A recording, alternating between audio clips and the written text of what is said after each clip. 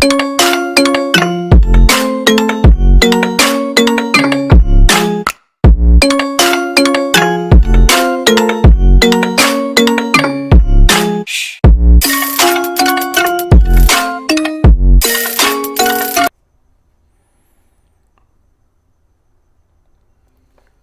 Start करते हैं class. Ayurveda के मूलभूत सिद्धांतों का विवेचन, इसमें त्रिसूत्र कर लिया था अपन ने। त्रिसूत्र में आता है हेतु, लिंग, औषध। हेतु मतलब किन कारणों से उत्पन्न हुआ है रोग, लिंग यानी लक्षण, और औषध यानी चिकित्सा। तो मतलब त्रिसूत्र में क्या क्या आते हैं, हेतु, लिंग, औषध। क्लियर। अब दूसरा था त्रिदंड, आपको लिखना है आयुर्वेद के मूलभूत सिद्धांतों में। पहला था त्रिसूत्र, उसके आगे लिखना है पहला हेतु सूत्र, दूसरा लिंग सूत्र, तीसरा औषध सूत्र। इतना भी लिख दो काफी है। क्या होता है कोई मतलब नहीं है, कोई जरूरी नहीं है। दूसरा लिखना है फिर त्रिदंड। त्रिदंड को त्रिधातुज भी बोलते हैं, त्रिधातुज पुरुष आप लिख सकते हो। त्रिदंड यानी त्रिधातुज पुरुष। ठीक है। तो मैंने बोला था पेन को साथ में रखना। अब इसमें क्या लिखा है, जो त्रिदंड क्या होता है, सत्व, आत्मा, शरीर। मतलब सत्व को ही अपने कोष्टक में लिख लो मन, मैं ऐसे ही लिखूंगा सत्व यानी मन, आत्मा, शरीर। देखो ये श्लोक है चरक सूत्र पहला अवलेख 46 के नीचे, इसी जीव आत्मा रूपी लोक के आधार पर बताया गया कि जो सत्व, आत्मा और शरीर है। मतलब त्रिदंड कौन कौन से, क्वेश्चन आएगा त्रिदंड से आप क्या समझते हैं, तो आपको लिखना है आंसर त्रिदंड यानी सत्व, आत्मा, शरीर के संयोग को त्रिदंड बोला जाता है। सत्व, आत्मा, शरीर को त्रिधातुज के नाम से जाना जाता है। ये सब आपको जानना है, ऐसे ही ऐसे लिखना है। फिर से बोल रहा हूं मैं, आपको लिखना है जब क्वेश्चन आता है कि आयुर्वेद के मूलभूत सिद्धांतों का विवेचन कीजिए, तो आपको लिखना है आयुर्वेद के मूलभूत सिद्धांत निम्नलिखित हैं। पहला त्रिसूत्र, त्रिसूत्र के आगे लिख लिया तीनों, हेतु, लिंग, औषध। फिर लिखना है दूसरा त्रिदंड, त्रिदंड को ही अपन लिखते हैं आगे कि इसको ही त्रिधातुज पुरुष बोलते हैं, और इसके अंतर्गत सत्व, आत्मा, शरीर का संयोग आता है। तो सत्व यानी हो गया मन, आत्मा तो आप जानते हो जो सबसे बारीक से बारीक कण, जिसने मेरी डेमो क्लास ली तो उसमें मैंने बताया था आत्मा मतलब जो आंखों से दिखाई नहीं दे, शरीर और अपनी जो पूरी बॉडी है, इनको संयुक्त रूप से अपन बोलते हैं त्रिदंड। अब आता है तत्वत्रय, तीसरा मूलभूत सिद्धांत है तत्वत्रय। भाई तीन प्रकार के तत्व कौन कौन से हैं जो बेसिक हैं तत्वत्रय में। देखो इसमें लिख रखा है सृष्टि के विकास में तीनों तत्वों का विशेष महत्व प्रदर्शित होता है, जो अव्यक्त, महान, अहंकार। अव्यक्त यानी जो मतलब व्यक्त नहीं हो सकता, जिसको व्यक्त नहीं किया जा सकता, वो जो दिखाई नहीं देता हो। महान और अहंकार, अब ये दो वर्ड ऐसे हैं, महान और अहंकार, मतलब आध्यात्मिक वर्ड है। इनका वर्णन करना एक तरीके से क्या बोलते हैं, इसको बहुत डिफिकल्ट है, इसको समझना बहुत मुश्किल है। तो आपको क्या करना है कि भाई पहले जो अव्यक्त था, कुछ था नहीं, उससे कुछ ऐसा बना, उससे कुछ ऐसी संरचना बनी, फिर उससे ही कुछ ऐसा बना कि इसको अहंकार, ये क्रोध वाला अहंकार नहीं है, ये दूसरा अहंकार है। तो इसके क्रम होने के बाद में ये तीनों जो शुरुआत की ना, अव्यक्त, महान, अहंकार, सृष्टि उत्पत्ति क्रम में, सृष्टि उत्पत्ति क्रम में बहुत ज्यादा महत्वपूर्ण है। तो तत्वत्रय कौन कौन से हुए कि जिनसे सृष्टि उत्पत्ति हुई है, क्या बोलते हैं उनको, अव्यक्त, महान, अहंकार। आपको क्या लिखना है, तीसरे नंबर पर लिखना है कि भाई तत्वत्रय बराबर अव्यक्त, महान, अहंकार। 1 मिनट वेट करना, किसी का मैसेज आया व्हाट्सएप पे, शायद बच्चा कोई ज्वाइन नहीं हो पा रहा।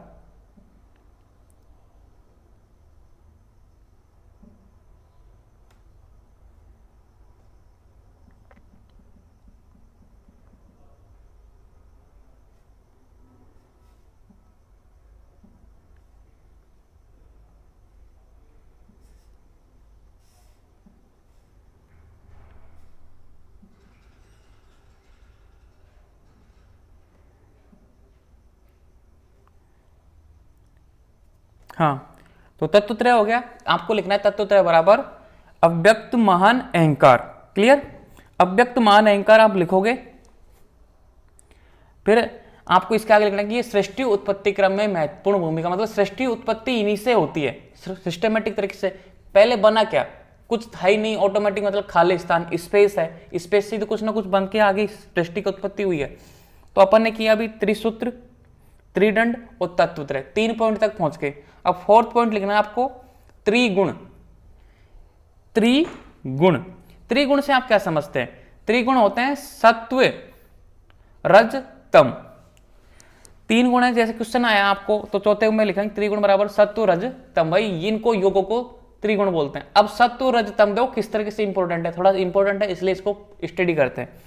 अव्यक्त त्रिगुण तो होता है, किंतु विकास में अहंकार से तीनों गुणों की प्रत्यक्ष अभिव्यक्ति होने लगती है। अतः राजस अहंकार के रूप में प्रत्येक 2 का संयोग अर्थात सात्विक अहंकार के साथ राजस का संयोग होने पर एकादश इंद्रिया एवं तामस अहंकार से राजस का संयोग होने पर पंच तन्मात्रा एवं पंच महाभूतों की उत्पत्ति होती है। इन्हीं त्रिगुणों से अपनी पूरी बॉडी का, पंच महाभूतों का, सबका निर्माण होता है। कैसे होता है? 3 गुण कौन कौन से है? सत्व, रज, तम। अब सत्व, रज और तम, सत्व के साथ जब तेजस का मतलब रज का मिलन होता है तो मिलती है एकादश इंद्रिया। एकादश इंद्रिया कौन कौन सी हैं? 5 कर्मेंद्रिय, 5 ज्ञानेंद्रिय और 1 मन। और जब रज का तम के साथ संयोग होता है तब बनती है पंच तन्मात्राएं। पंच तन्मात्रा से बनता है पंच महाभूत। ये अपन अष्टांग हृदय में अष्ट प्रकृति स्टडी करते हैं ना, उसमें भी है, सृष्टि उत्पत्ति क्रम में भी। तो अव्यक्त मान अहंकार से क्या बने? अहंकार से 3 गुणों की उत्पत्ति है, सत्व, रज, तम। और सत्व, रज, तम से पूरी एकादश इंद्रिय और पंच तन्मात्राएं, पंच तन्मात्रा से पंच महाभूत। मतलब सृष्टि उत्पत्ति क्रम यहाँ पे कंप्लीट होता है आपका। अगर किसी ने समझने की कोशिश की होगी ना तो उसको सृष्टि उत्पत्ति क्रम समझ में आ गया होगा। देखो सबसे पहले बने अव्यक्त महान अहंकार, क्लियर? अहंकार से बने सत्व, रज, तम। अब सत्व और रज मिले तो बनी एकादश इंद्रिया, और तम और रज मिले तो मिली पंच तन्मात्राएं और पंच महाभूत। इस तरीके से किसी को डाउट है सृष्टि उत्पत्ति क्रम में, मतलब ये तो एक सब टॉपिक हो गया, मतलब साथ में सृष्टि उत्पत्ति क्रम भी हो गया। अगर कभी आ जाए तो ऐसा मैं दोबारा से समझाता हूं, कोई बात नहीं है, 3 मिनट और अपने पास समझाने के लिए अच्छे तरीके से। सबसे पहले तत्व 3 थे, कौन कौन से? अव्यक्त महान अहंकार, क्लियर? अहंकार से 3 गुण बने, सत्व, रज, तम। अब सत्व और रज का योगदान हुआ तो एकादश इंद्रिया बनी, और रज और तम का योगदान हुआ तो पंच तन्मात्राएं बनी, और पंच तन्मात्रा से पंच महाभूत बने। इस तरीके से ये सृष्टि उत्पत्ति हुई है। और अपना बॉडी किससे बना है? पंच महाभूतों से, क्लियर बात है। अब आगे बढ़ते हैं। त्रिदोष, 5वां है त्रिदोष। इसमें जीवधारी की उत्पत्ति, स्थिति, विनाश में त्रिदोषों को मूल माना गया है। क्यों मूल माना गया है? भाई इन्हीं से तो उत्पत्ति होती है, इन्हीं से इसकी पोजीशन मतलब जो निर्माण होता है ना भाई, स्टेबिलिटी, स्थित, वो होता है, और इन्हीं से जब ये नष्ट हो जाते हैं इन्हीं से विनाश हो जाता है। वात, पित्त, कफ, आप जानते हो 3 दोष कौन है अच्छी तरीके से, क्योंकि पूरा आयुर्वेद इन्हीं पे डिपेंडेड है। तो वात, पित्त, कफ तीनों दोष संपूर्ण शरीर का प्राकृत अवस्था में संचालन करने वाले हैं। जब इनकी प्राकृत अवस्था में इनबैलेंस होता है तो कोई रोग उत्पन्न होता है, ठीक है? जब ये मतलब बढ़ते हैं तो रोग उत्पन्न होता है, या कम होते हैं तो रोग उत्पन्न होता है। मतलब नेचुरल स्थिति में तो कभी रोग उत्पन्न नहीं होगा। आगे लिख रखा है एवं आरोग्य देने वाले, मतलब बैलेंस स्थिति में तो मतलब रोग होने ही नहीं देंगे। तथा विकृत होने पर रोग करने वाले भी इन्हें बताए। विकृत मतलब इनबैलेंस होने पर इन्हें ही रोग कारक बताया। देखो यही ठीक करने वाले हैं, यही बिगाड़ने वाले हैं। तो इसको मना के रखो, इसको स्वस्थ रखो, इसको बैलेंस में रखो। शादी में बोलते हैं ना कि फूफा जी, अगर फूफा जी सही है, मूड ठीक है, तो पूरी शादी में हंसी खुशी रहती है। अगर वो रूठ गए तो बस फिर पूरी शादी में बखेड़ा ही चलता रहता है। वैसे ही अपने बॉडी के लिए वात, पित्त, कफ, इनको मना के रखना है बस। ये सामने रहे तो सब कुछ ठीक है, ये बिगड़े तो सब कुछ बिगड़ा। क्लियर? आगे बढ़ते हैं। अब आती हैं ऐषणाएं। कौन कौन सी? सबके जगह त्रि लग रहा है तो 3 ऐषणाएं, कि सबसे ज्यादा 3 ऐषणाएं कौन सी है मनुष्य की। ये भी मतलब मूलभूत सिद्धांत है आयुर्वेद के। पहली है प्राण ऐषणा, दूसरी है धन ऐषणा, तीसरी है परलोक ऐषणा। अब प्राण ऐषणा में क्या होता है?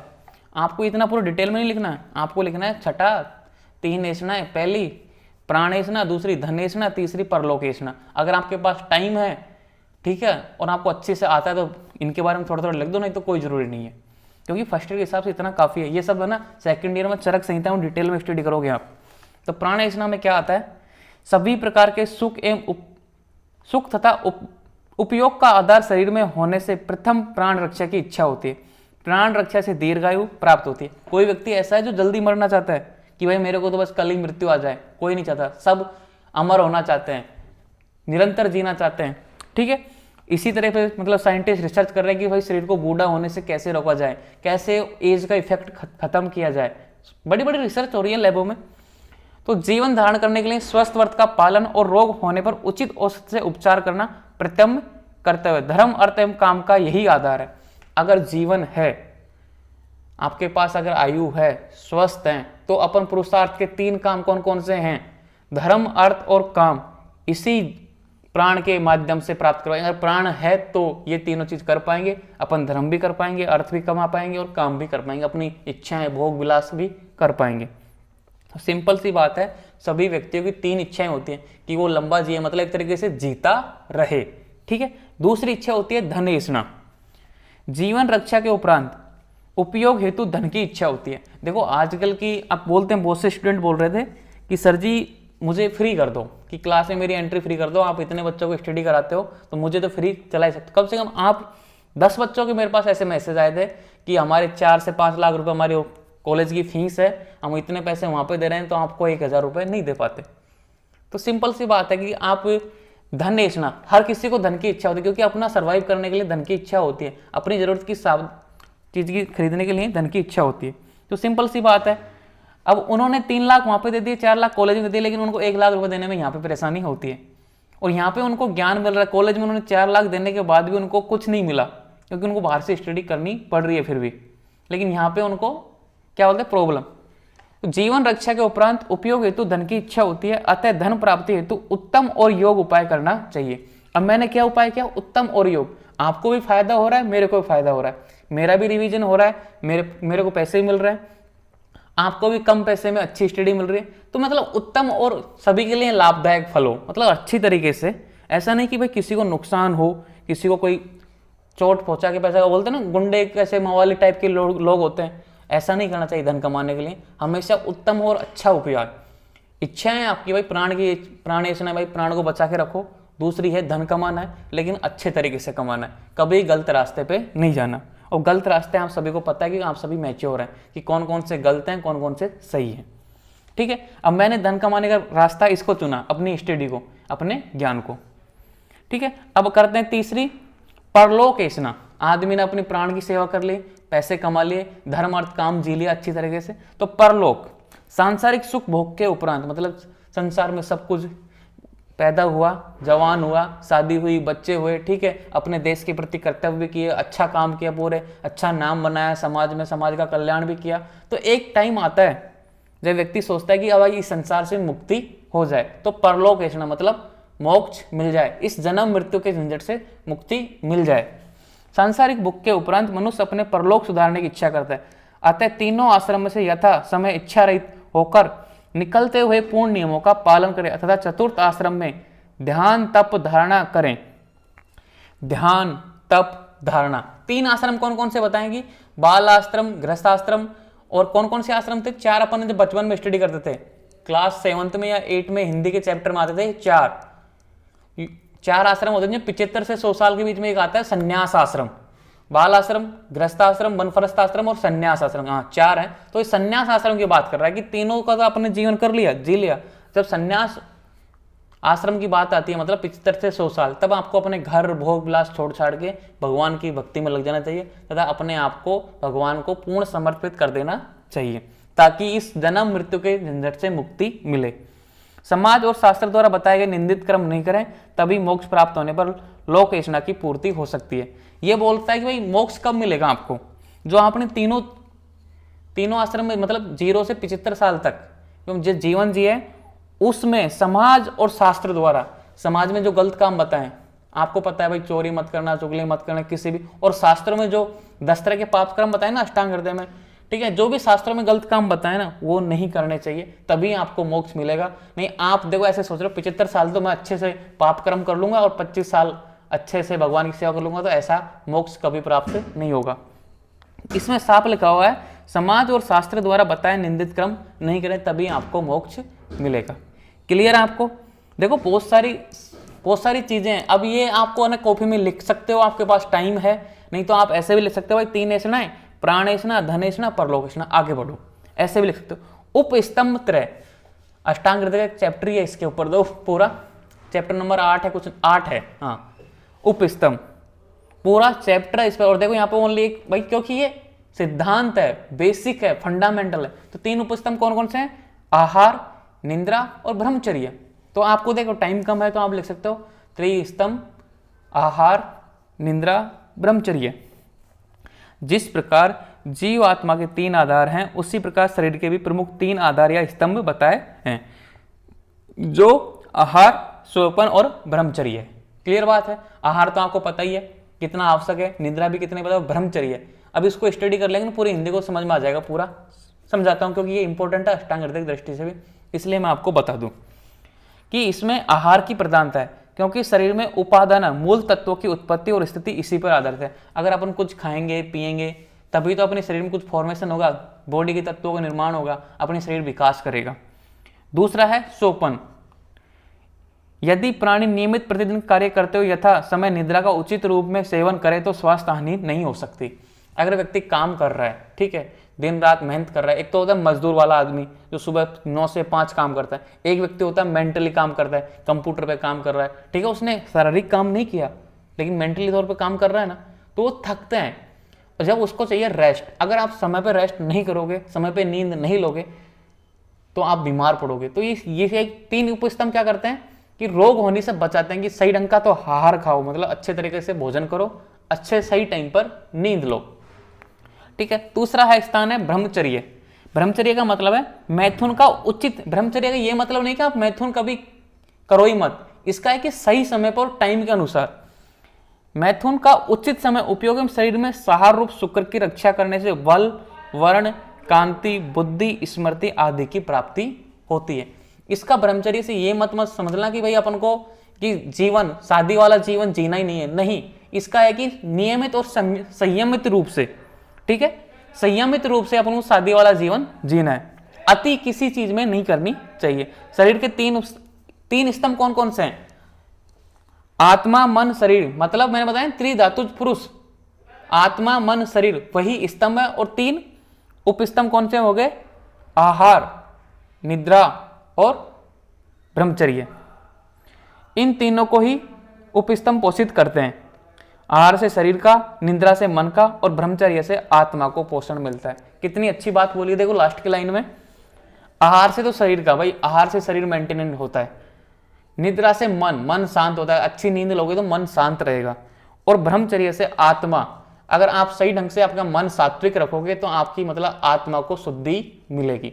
सिंपल सी बात है और आजकल का लॉजिक यही है। अगर आपके अपने जीवन को सुधारना है ना तो अच्छा खाइए, टाइम पे सोइए और ब्रह्मचर्य का पालन कीजिए। सिंपल सी बात यही है, सीधे और साफ शब्दों में। और ये अपने कंट्रोल है कि ये सब अपने अंडर कंट्रोल है, कि अपन कैसा खाते हैं ये अपने अंडर कंट्रोल है, ठीक है। कितनी नींद लेते हैं, बहुत से मैं जैसे मैं हूँ नहीं कर पाता, कभी कभी रात के 3 बज जाते हैं, कभी कभी 2 बज जाते हैं, क्योंकि रात को काम करना पड़ता है मेरे को, मजबूरी है, दिन में शोर शराबा रहता है। तो ये चाकर भी, क्योंकि लेकिन मैं सुबह लेट उठ जाता हूँ, तो लेकिन कहीं ना कहीं मेरा डिस्टर्बेंस हो रहा है इस चीज़ में और मुझे इस चीज़ को सुधारनी है। और ब्रह्मचर्य का पालन तो हो ही रहा है, ठीक है। अब आता है बलत्रय, ये हो गई उपस्तंभ। अब आता है बलत्रय, मतलब 3 प्रकार का बल।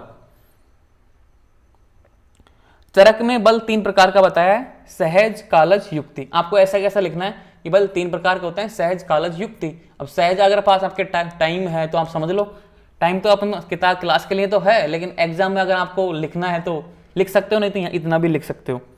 सहज, कालज, युक्ति।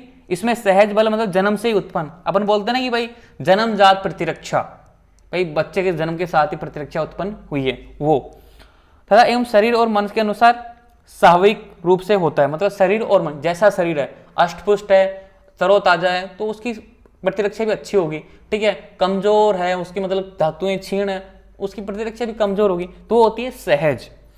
अब आता है कालज। कालज का मीनिंग क्या होता है? बल समय के अनुसार उत्पन्न होता है, कि जैसे जैसे एक तो ऋतुओं के टाइम पे भाई इस ऋतु में इतना बल होगा, गर्मियों में कम होगा, सर्दियों में ज्यादा होगा, ठीक है, युवा अवस्था में कम होगा, बुढ़ापे में कम होगा, ठीक है, जो बाल्यावस्था उसमें भी कम होगा, युवा अवस्था में बहुत ज्यादा होगा। तो वो होता है एक तरीके से कालज, समय पर डिपेंड करता है। अलग अलग एक ही व्यक्ति में अलग अलग, सुबह अगर मान लो हष्टपुष्ट काम कर रहा, अगर शाम को काम करके आया है ना व्यक्ति तो वो थका हुआ होगा, तो काल टाइम के अनुसार डिपेंड करती है ये सारी चीजें। क्लियर। अब आती है युक्तिकृत। युक्तिकृत का मीनिंग होता है उत्तम रसायन और आहार विहार औसत से बड़ा है। आजकल देखते हो ना, जिम में जाते हैं व्यक्ति, अपनी मसल्स बनाते हैं, ठीक है, अपन मतलब प्रोटीन पाउडर ले रहे हैं, एग का सेवन कर रहे हैं, ठीक है, दालें खा रहे हैं, सुबह रनिंग करते हैं, एक तरह से युक्तिकृत। और अब देखो औषध और आहार विहार, औषध किस तरह की, जैसे त्रिफला का सेवन कर रहे हैं, ठीक है, च्यवनप्राश का सेवन कर रहे हैं, कोचपाक का सेवन कर रहे हैं, ये आयुर्वेदिक नाम बता रहा हूं मैं, कोचपाक मैं खुद सेवन कर रहा हूं इसका, कोचपाक का, ठीक है, बहुत सारी चीजें। तो इस तरीके से बल तरह आपको लिखना है, बल 3 प्रकार के होते हैं, सहज, कालज, युक्ति। तो सिंपल सी बात है, इतना लिख दोगे काफी है। अब करेंगे त्रिविध रोग आयतन, भाई शरीर में रोग उत्पन्न क्यों होते हैं, रोग आते क्यों हैं बॉडी में, तो 3 प्रकार के होते हैं वो, काल, अर्थ और कर्म। इन सभी के हीन योग, अतियोग और मिथ्या योग से रोग उत्पन्न होते हैं। काल यानी टाइम, ठीक है, ऋतुओं के, अर्थ यानी इंद्रियां, कर्म अपन जो करते हैं, कि इनके हीन योग, मिथ्या योग तथा अतियोग से रोग होते हैं। त्रिविध रोग आयतन, काल, अर्थ, कर्म के मिथ्या योग, मिथ्या योग क्या होता है, अति योग क्या होता है तथा हीन योग क्या होता है। अब हीन योग का मीनिंग क्या होता है कि मान लो कि भाई सर्दी है, सर्दी में सर्दी पड़ रही है, तो सिंपल सी बात है कि सर्दी कम होना, जैसे गर्मी में गर्मी पड़ रही है, गर्मी से भी कम होना, मतलब कम, जैसे किसी व्यक्ति को दिखाई दे रहा है तो उसको कम दिखाई देना, तो हीन मतलब हीन कम, क्लियर। अब आता है मिथ्या, मिथ्या यानी अगर मान लो कि झूठा, एक तरीके से सर्दियों के टाइम पे गर्मी पड़ रही है, गर्मियों के टाइम पे सर्दी हो रही है, गर्मियों के टाइम पे बरसात हो रही है, बरसात के टाइम पे सर्दी पड़ रही है, मतलब मिथ्या, सब कुछ उल्टा पुल्टा हो गया। और है अति योग, जरूर से ज्यादा, गर्मियों के टाइम पे भयंकर गर्मी पड़ रही है, मतलब सहन ही नहीं हो पा रहा, बरसात के टाइम पे भयंकर बरसात हो रही है, सहन नहीं हो पा रही, ठीक है, सर्दियों के टाइम पे भयंकर सर्दी पड़ रही है, सहन नहीं हो पा रही, ये होता है अति योग। जब इन तीनों का या फिर अलग अलग कैसे भी करके हीन योग, अति योग और मिथ्या योग होता है, तब जाके क्या होते हैं, रोग उत्पन्न होते हैं, क्लियर। अब देखो इसमें क्या क्या लिखा है, यथा इंद्रियों द्वारा जिन विषयों को ग्रहण किया जाता है वे इंद्रियार्थ, इंद्रियां कौन कौन सी हैं, शब्द, स्पर्श, रूप, रस, ये मतलब क्या है, पंच मात्राओं, इनके अर्थ, विषय, देखना, सुनना, सूंघना, रस का अनुवासन करना, इनका अपने अपने विषयों के साथ अधिक मात्रा में संयोग करना, जैसे कि भाई इसको तो ज्यादा ही दिखाई दे रहा है, विभत्स रूप, कभी आपकी आंखों के सामने ऐसा लगता है ना भयानक रूप दिख गया, ठीक है, भाई ज्यादा सुनाई दे रहा है, कोई व्यक्ति बोल नहीं रहा लेकिन ऐसा लगता है आवाज होता है कोई बोल रहा है, तो अधिक मात्रा में संयोग करना। इंद्रियों का अपने अपने विषयों के साथ अल्प संयोग या संयोग न होना ही हीन योग, मतलब किसी को दिखाई नहीं दे रहा, किसी को सुनाई नहीं दे रहा, किसी को रस का स्वादन नहीं हो पा रहा। अप्रिय विषयों से भी इंद्रियों का संयोग ना मिथ्या, अप्रिय विषयों से इंद्रियों का संयोग, अप्रिय जैसे कि अचानक से अपन कहीं मार्केट में जा रहे हैं और रास्ते में एक नाला बह रहा है, उसको अपन सूंघना नहीं चाहते उस गंदगी को, मतलब लेकिन उसकी ऑटोमेटिक अपनी गंध उस नाक में, मतलब उसमें ऑटोमेटिक स्मेल आने लग जाती है, तो उसको बोलते हैं मिथ्या। एक तरह से विपरीत, अपन चाहते ही नहीं है फिर भी वो हो रहा है। तो मैंने आपको सिंपल सा बताया, मौसम के अनुसार, सर्दी गर्म बरसात के अनुसार आप इसको इस तरीके से भी देख सकते हो, क्लियर। त्रिविध रोग, ये हो गए त्रिविध रोग आयतन, आप इतना लिख सकते हो भाई, काल, अर्थ, कर्म के हीन योग, मिथ्या योग और अति योग से रोग उत्पन्न होते हैं। अब आता है त्रिविध रोग, रोग कितने प्रकार के होते हैं, 3, निज, आगुंतक, मानस। निज कौन से होते हैं, सारे वातावरी दोषों के विकृत होने, मतलब बात, पित्त, कफ के विकृत होने पर जो रोग होते हैं वो है निज रोग, ठीक है।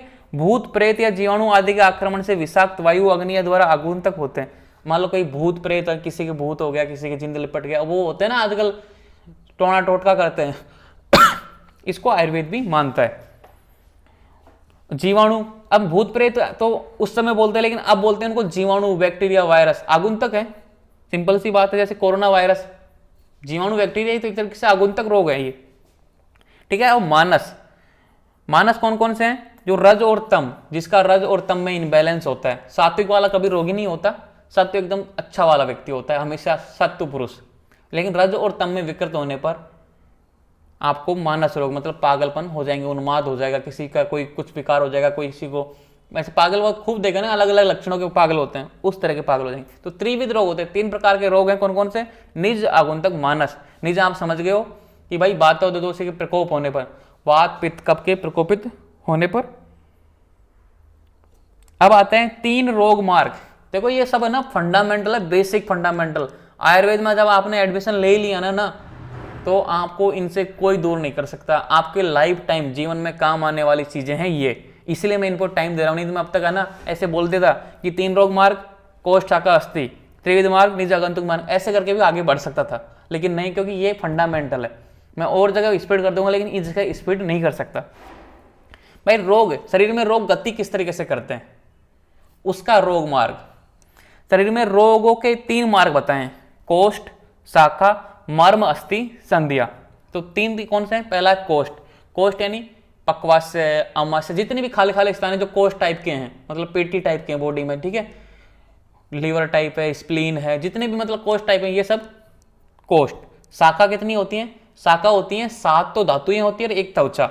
रस, रक्त, मांस, मेद, अस्थि, मज्जा, शुक्र प्लस त्वचा, ये होती है शाखा। और मर्म, अस्थि, मर्म कितने होते हैं? 107। अस्थि जो मतलब जॉइंट्स है एक तरीके से, और संधियां ये सारी 107 मर्म, पूरी बोन, और जो जितने भी मतलब जॉइंट्स है संधियां, ये होती हैं मर्म, अस्थि, संधियां। कोष्ठ से ऊर्ध्व एवं अधः, कोष्ठ मतलब ऊपर से नीचे की तरफ रहते, शरीर में ऊपर से या नीचे रोग जाएंगे। शाखा से सप्त धातुएं, शाखा से सप्त धातुएं, रस, रक्त, मांस, मेद, अस्थि, मज्जा, शुक्र। अब 7 धातुएं आ गई, इनमें रोग उत्पन्न होता है। भाई एक धातु से दूसरे धातु में रोग जा रहा है, मतलब रोग मार्ग है ये, इनसे रोग दूसरी जगह भी जा सकता है। तीसरा है मर्म, अस्थि, संधिया। अब मुझे एक बात बताओ, इसमें तीनों मार्ग में कुछ ऐसी चीज बची कि बॉडी में जो अंडर कंट्रोल नहीं है। तो देखो पूरी बोन्स आ गई, पूरे जॉइंट्स आ गए, ठीक है, पूरे मर्म आ गए। मर्म तो हम जानते हैं 107 एनाटॉमी में चैप्टर नंबर 12 है, अच्छे से स्टडी किया हो। 107 मर्म होते हैं, उनको 4 प्रकार से बांटा गया है, रचना के अनुसार, परिणाम के अनुसार, ठीक है, रिजल्ट के अनुसार और मेजरमेंट के अनुसार। बहुत अच्छा है, इंपॉर्टेंट है एनाटॉमी के हिसाब से ये। शाखाएं, 7 धातुएं आ गई, पूरी 7 धातु पूरी बॉडी आ जाती है। और कोष्ठ आ गए, कुछ नहीं बचा, पूरी बॉडी को इंक्लूड कर दिया 3 चीजों में। तो तीनों रोग मार्ग मतलब पूरी बॉडी इंटरलिंक है आपस में, सिंपल सी बात ये है। इन्हीं के माध्यम से रोग गति करता है। मान लो रोग की प्रथम अवस्था में अगर रोग को रोकना है तो रोक लो, नहीं धीरे धीरे पूरी बॉडी पे काबू कर लेगा, पूरी बॉडी पे उसको नुकसान पहुंचाना स्टार्ट कर देगा। अब आते हैं औषध रूप चिकित्सा त्रय। तो चिकित्सा कितने प्रकार की होती है? चिकित्सा 3 प्रकार की होती है, देव व्यापस्त्र, युक्ति व्यापस्त्र और सत्वाजय। इंपॉर्टेंट लगाओ इसके 2 नंबर के लिए, पीजे के लिए इंपॉर्टेंट लगा लो इसको कि देव व्यापर से, युक्ति व्यापर से और सत्वाजय। देव व्यापर से आप क्या समझते हैं, युक्ति व्यापर से क्या समझते हैं और सत्वाजय से आप क्या समझते हैं, ठीक है। तो तीनों प्रकार की चिकित्सा है, आप लिखो देव व्यापर से, युक्ति व्यापर और सत्वाजय। मंत्र, मणिधारणा, देव पूजन, उपवास, व्रत, हवन आदि ये सब देव व्यापर से है। मतलब किसी को बोलते हैं ना भाई इसकी राशि में राहु और केतु आ गए, इसका चंद्रमा भारी है, इसका शनि भारी है, इस तरह की जो चिकित्सा की जाती है ना उसको बोलते हैं देव व्यापस्त्र, मतलब देवों को मनाना होता है। एक्चुअली में ये बात सत्य है। कभी कभी अपन ना इसको अनुभव मानते नहीं, अपन बोलते हैं ना साइंस के बोलबाले में, नहीं ऐसा कुछ नहीं होता, ऐसा होता है, रियलिटी में होता है। इसको मैंने खुद ने फील किया इस चीज को। अपन अगर किसी चीज को मानते हैं ना तो है, नहीं मानते तो नहीं है, ये आपके ऊपर डिपेंड करता है। कभी आपके साथ कुछ बहुत ज्यादा बुरा हो रहा है, निरंतर लगातार आप सब कुछ ठीक कर रहे हो, तो एक बार ऐसी चिकित्सा भी करवा के देखना, शायद कुछ अच्छा हो जाए। ये मेरा पर्सनल अनुभव है, कोई माने या ना माने वो आपकी इच्छा है। लेकिन मैं बोलूँगा किसी बार कोई व्यक्ति मान लो सब कुछ अच्छा RVR कर रहा है, टाइम पे सो रहा है, अच्छा काम कर रहा है, फिर भी कुछ ना कुछ गड़बड़ हो रही है उसके लाइफ में, कुछ जीवन में सब कुछ बिगड़ रहा है, तो उसको एक बार देव व्यापर से चिकित्सा करवानी चाहिए। अब आता है युक्ति व्यापर से दूसरी चिकित्सा, जिसमें आहार विहार एवं औषध द्रव्यों का, मतलब एक तरीके से अपन डॉक्टर अपन मोस्टली युक्ति व्यापर से करते हैं। भाई इसके ये रोग हुए, इसको ये मेडिसिन दे दो, इसके ये चिकित्सा, इसके ये ट्रीटमेंट करना है, ये कर दो, तो अपन मतलब युक्ति व्यापर से चिकित्सा करते हैं। मोस्टली डॉक्टर, मोस्टली वैद्य जितने भी होते हैं युक्ति व्यापर से चिकित्सा करते हैं। क्लियर। अब आती है तीसरी सत्वाज्य। मानस रोगों की शांति के लिए मनोनिग्रह, इंद्रिय नियंत्रण, अर्थोसहितों को हटाना सत्वाज्य चिकित्सा है। एक तरीके से मन को शांत करना, जैसे सत्संग है, एक तरीके से सत्संग में मन शांत रहता है। एक तरीके से मोह माया से दूर व्यक्ति को एक तरीके से शांत माहौल में गायत्री मंत्र का जाप करवाओ, उसको मतलब ओम का उच्चारण कराओ, ठीक है। अपने अपने इष्ट, अपने अपने देवता जो विभिन्न समुदाय से, विभिन्न धर्मों से, वो अपने अपने ईश्वर जितने भी है ना, अल्लाह है, जितने भी, उनको मानो और उनका जाप करो। एक तरीके से मन को शांत करना सत्वाज्य, सत्व की प्राप्ति करना। डॉक्टर और वैद्य कौन सी करते हैं? युक्ति व्यापर से। क्लियर। तो मोस्टली चिकित्सा आज के टाइम पे प्रबल कौन सी है? युक्ति व्यापर से। तो अपन युक्ति व्यापर से चिकित्सा करेंगे। क्लियर। और ये नीचे और दे रखा है भाई शारीरिक दोषों को विकृति हर चिकित्सा के प्रकार। अगर मान लो अपनी बॉडी में कोई रोग हो गया तो उसको किस प्रकार से चिकित्सा कर सकते हैं? 3 प्रकार से, अंतः परिमार्जन, वही परिमार्जन और शस्त्र प्राणिदान। या तो उसको शरीर के अंदर ही शांत कर दो, वो होती है अंतः परिमार्जन। मान लो अपने बुखार हुआ, टैबलेट ली, पूरा शरीर का टेम्परेचर डाउन हो गई। दूसरी है वही परिमार्जन, जिसकी वजह से मान लो कोई ट्यूमर है, उसकी वजह से कुछ ना कुछ प्रॉब्लम हो रही है, उस ट्यूमर को बाहर निकाल दो, उसको बाहर निकाल दिया, वही परिमार्जन। जैसे कि भाई आयुर्वेद में क्या कराते हैं? विरेचन कराते हैं, ठीक है, बमन करवाते हैं। विरेचन और बमन में क्या होता है? वही परिमार्जन, बाहरी तो निकलती है सब कुछ। और शस्त्र प्राणिदान मतलब शल्य क्रिया, एक तरीके से शस्त्र का यूज, अग्निकर्म, ठीक है, उसको जलाना, उसको वहां से हटाना, एक तरीके से ये है शस्त्र। 3 प्रकार से शस्त्र शरीर पर चिकित्सा की जाती है। सभी बच्चे ध्यान से सुन रहे हैं ना? कुछ समझ में तो आ रहा है ना? मैं कुछ एग्जाम्पल देता हूं तो किसी को कोई अन्य पर्सनल आपत्ति हो तो बता दिया करो, उस टाइम पे नेक्स्ट टाइम पे एग्जाम्पल खत्म कर देंगे। क्योंकि बहुत से बच्चे होते हैं जो सेंटिमेंटल होते हैं अपने धर्म, अपने समुदाय के साथ में, ये ऐसे कैसे बोल दिया सर ने, ठीक है। तो ये इसको ज्यादा पर्सनली मत लेना, नॉर्मल समझाने की बात है ये। जिसको माननी है वो मानो, जिसको नहीं माननी वो मत मानो। अब आता है अवस्था त्रय। 3 प्रकार की अवस्था होती हैं आयुर्वेद में, बाल अवस्था, युवा अवस्था, वृद्धावस्था, ठीक है। स्वस्थ एवं आतुर के स्वास्थ्य नियमों में औषध उपचारों में शारीरिक अवस्था को 3 भागों में विभाजित किया है, बाल अवस्था, युवा अवस्था, वृद्धावस्था। आपको इतना लिखना है, बाल अवस्था आपको पता है 0 से 16 साल, ठीक है, और युवा अवस्था 16 से लेकर 40 साल तक, और वृद्धावस्था 40 के बाद स्टार्ट हो जाती है। क्लियर। अलग अलग आचरण फिर अलग अलग इसको और डिफाइन किया, आप 3rd ईयर में जाके स्टडी करोगे। तो आपको इतना से लिखना है एग्जाम में, अवस्था तरह तो भाई 3 अवस्था होती हैं, बाल अवस्था, युवा अवस्था, वृद्धावस्था। अगर आपने ये बेसिक फंडामेंटल सारे याद कर लिया ना, आप यकीन मानिए आपका आयुर्वेद में इतना कॉन्फिडेंस बढ़ जाएगा, शायद ही उस कॉन्फिडेंस को कोई सामने वाला गिरा पाए, क्योंकि बेसिक फंडामेंटल यही है। अब आता है ऋतु चर्या त्रय। देखो ध्यान से देखो, ऋतु चर्या त्रय लिखा है। अब आयुर्वेद में अपन पढ़ते हैं 6 ऋतु है, और लेकिन यहाँ पे त्रय दे रखा है। अब ध्यान से सुनना, आरोग्य प्राप्ति एवं रोग निवारण हेतु ऋतुओं का भी बहुत महत्व है। सामान्यतः वर्ष को प्रमुख 3 ऋतुओं में विभाजित किया। सामान्यतः यहाँ पे आया सामान्यतः, मतलब सर्दी गर्मी बरसात। सिंपल सा यही तो व्यक्ति बोलते हैं भाई सर्दी गर्मी बरसात, बाकी 3 ऋतुओं का ही नाम आता है?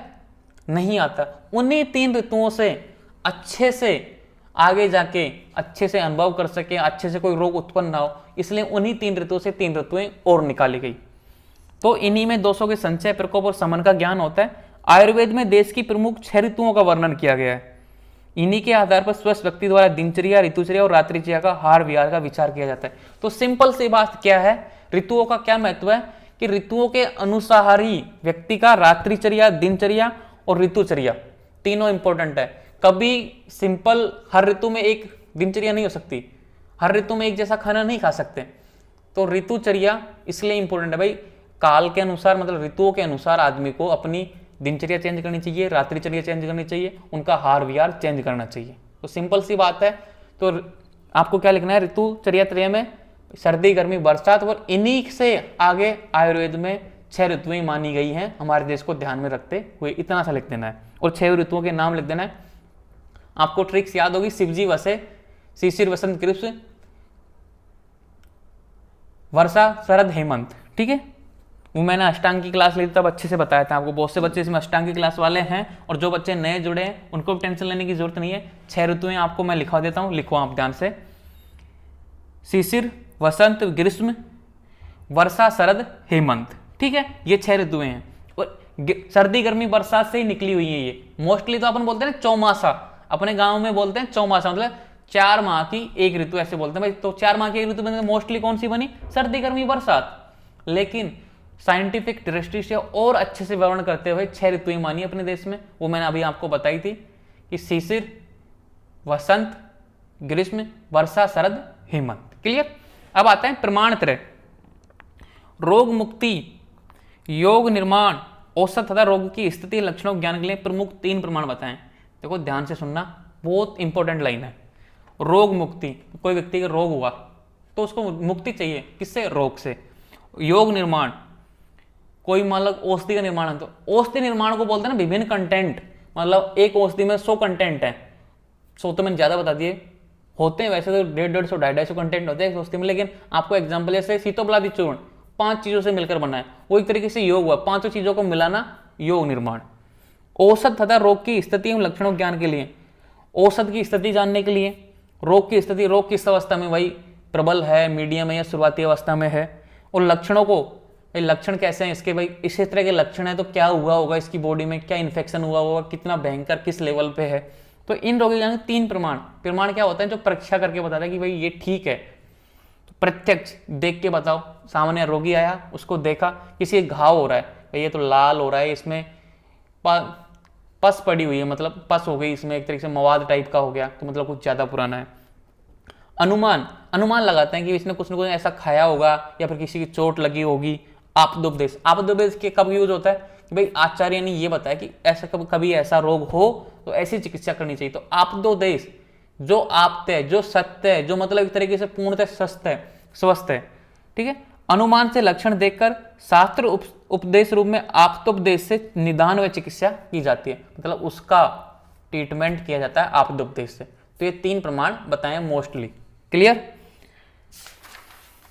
अब आता है वैद्यत्रय, ये अपना लास्ट पॉइंट है, वैद्यत्रय आयुर्वेद के मूलभूत सिद्धांतों में। इसके आगे फिर वही रामायण स्टार्ट हो जाती है, चतुष्पाद, औषध, रोगी, भिषज, कोई मतलब नहीं है। वैद्यत्रय सुनो, वैद्यत्रय होते हैं 3, प्राणाभिसार, रोगाभिसार और सिद्ध साधित। आपको लिखना है भाई वैद्य कितने प्रकार के होते हैं, 3, प्राणिभिसर, रोगभिसर और सिद्ध साधित। प्राणाभिसर मतलब जिसको डिग्री वाला बोलते हैं ना, डिग्री वाला, ज्ञान वाला, शास्त्रों का अध्ययन करने वाला, रोग को दूर करने वाला, रोगियों को बचाने वाला, हर तरीके से मतलब धन, ईश्वर, मतलब क्या, यश सब प्राप्त करने वाला, एक तरीके से यशस्वी पुरुष होता है ना, वो होता है प्राणाभिसार, क्लियर। अब आता है रोगाभिसार, एक तरीके से रोग विसार उसको बोलते हैं जो वैद्यों का ढोंग करते हैं, छल कपटी, मतलब एक तरीके से आडंबर करने वाले, ढोंगी बोलते हैं, झोड़ा झाप। गांव में बहुत होते हैं झोड़ा झाप, कुछ थोड़ा बहुत सीख लिया तो बस दुकान डाल ली, ना उनके पास डिग्री है, ना कोई अनुभव है, ना उन्होंने अध्ययन किया, बस थोड़ा बहुत देख के जो सीख लिया, वो होता है ना आडंबर, या रोगी के प्राणों को, जान को संकट में डालने वाला, वो होता है रोगाभिसर। ध्यान रखना, प्राणाभिसर और रोगाभिसर में बहुत डिफरेंट है, अपोजिट है। मतलब प्राणाभिसर के जितने भी विपरीत है, ईर्ष्या, चुगली करने वाला, अपन कभी जाएंगे ना तो जो होता है ना, रोगाभिसर वैद्य की कैसे पहचान होती है, कहीं भी शादियों में जाओगे तो जो छोला छाप डॉक्टर होते हैं ना, अपनी बड़ी बड़ी डींगे आंकते हैं कि मैंने ऐसा पेशेंट ठीक किया, वो मरने वाला था, उसको इंजेक्शन लगा के मैंने बचा लिया, मतलब एक तरीके से डींगे आंकेंगे, वो होता है रोगाभिसर। और होता है सिद्ध साधित, तीसरा प्रकार का बैग।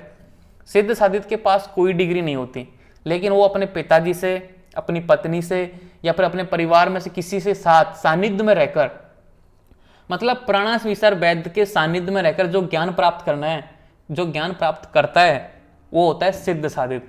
मतलब उसने प्रैक्टिस से आया उसके ज्ञान। सिद्ध साधित किससे आया, जो मतलब प्राणाभिसर के परिवार से है, उसने अपने पिताजी से काम सीखा, अपनी पत्नी से काम सीखा, या अपने भाई जिसने बंधु से काम सीखा, तथा अपने जो ज्ञानवान पुरुष वाले व्यक्ति हैं, कौन कौन से, मतलब प्राणाभिसर वैद्य की जो कम्युनिटी है उसको मतलब सम्मान देते हो, भाई ये वैद्य भी इसके परिवार से है, मतलब उसका कुल जाना पहचाना हो, सम्मानजनक हो, वो होते हैं सिद्ध साधित वैद्य, क्लियर। तीनों में अंतर है, इनका वर्णन प्रत्यक्ष रूप से कर दिया गया, वो आगे था, मैंने तुमको यहीं बता दिया, क्लियर। ये होते हैं मूलभूत सिद्धांत। अब आपको क्या लिखना है लास्ट में, ये सारी चीजें लिखने के बाद में, भाई आयुर्वेद के इन 2 जो प्रयोजन थे ना, स्वस्थ व्यक्ति के स्वास्थ्य की रक्षा करना और रोगी के रोग को दूर करना, इन दोनों प्रयोजनों के लिए ये सारे सिद्धांत, ये सारे मूलभूत सिद्धांत का आयुर्वेद में बहुत ज्यादा यूज होता है, हमेशा उपयोग होता है, उपयोग होता रहेगा, ठीक है। और ये प्रयोग कोई है ना लैबोरेटरी में कोई सिद्ध नहीं हुए, ये सब अपने आचार्यों ने अनुभव, और अनुभव का ज्ञान है ना इतना अच्छा होता है, शायद ही कभी गलत हो। सालों साल के अनुभव और अपने शरीर पर परीक्षण करके, पहले के जमाने में कोई लैबोरेटरी नहीं थी, अपने शरीर पे परीक्षण करके, रोगियों पे परीक्षण करके तब लिखे हैं, कोई परिकल्पना नहीं है, सब कुछ सिद्ध साधित है ये। तो ये आयुर्वेद के मूल बेसिक फंडामेंटल हैं।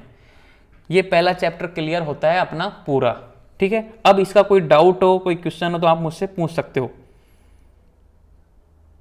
हेलो एवरीवन, ये अपना बेसिक फंडामेंटल, बहुत बेसिक फंडामेंटल मैंने बहुत डिटेल में बताया आपको, और इसका क्वेश्चन आएगा, आप इसको लिख लो, ठीक है।